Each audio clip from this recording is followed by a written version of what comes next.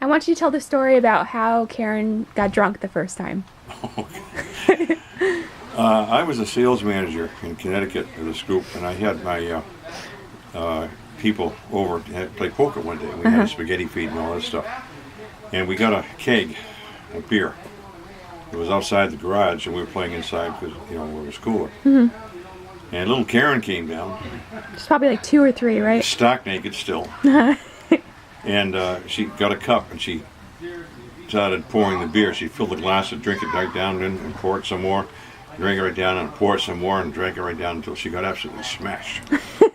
And she was, it was going right through her as fast as she drank it. Yeah. And one of my sales people happened to go out and saw her there. Now, she had no clothes on. And he picked her up, and Janet came out and says, "Is this yours?"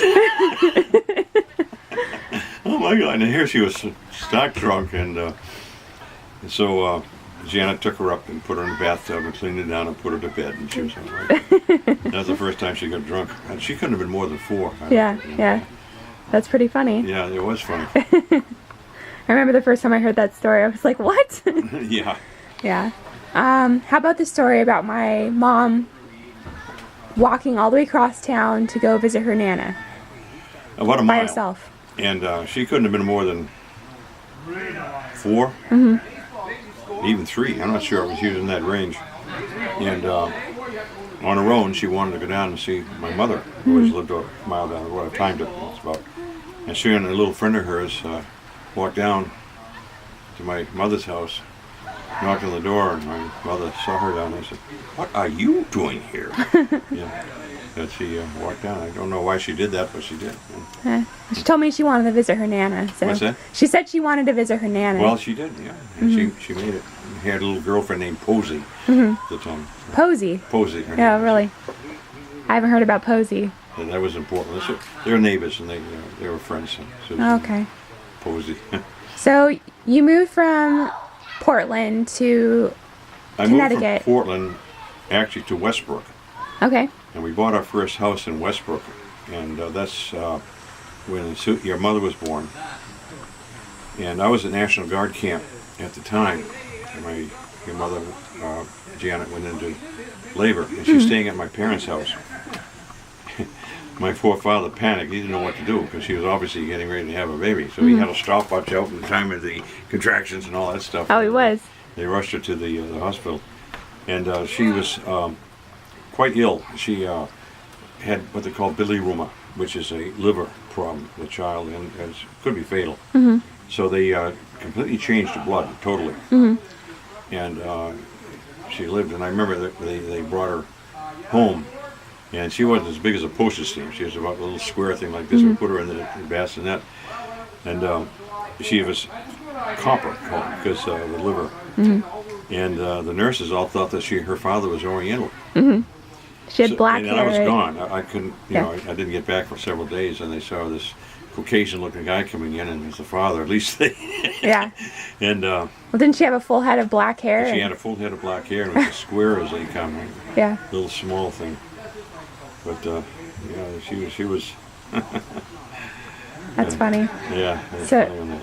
So after that, you moved to Connecticut, right? And after that, I got a job down, or transferred down to Connecticut as a sales manager. And after about 2.5 years, I moved out into Boston with Peabody, which is outside Boston. Yeah, and you stayed there. I stayed there for 34 years.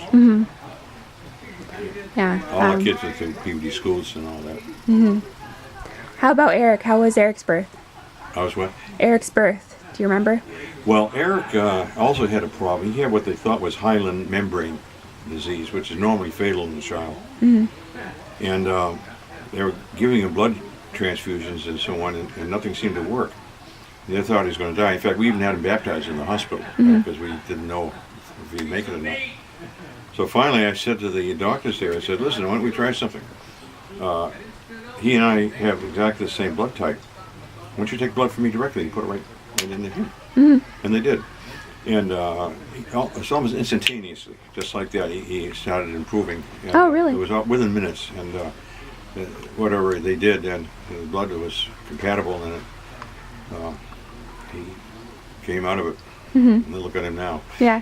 But the problem is that they gave him what they call, I think it was tetracycline. I'm not sure of the name, but it was a brand new drug. It had never really been tested yet. And it was supposed to take care of some stuff of this. I gave him the drug, but they gave him too much, not knowing what they were doing. And it caused damage to hearing. And so that's why he has a hearing problem from that. But he lived. And Yeah. So when you were in Boston, the Boston area, what did you do for work? Because I heard you had 3 jobs at one point. Well, I did. Actually, I was, of course, at that time, I was had a national accounts portfolio, but I also drove a taxi cab. Yeah. And I drove a cab one night a week.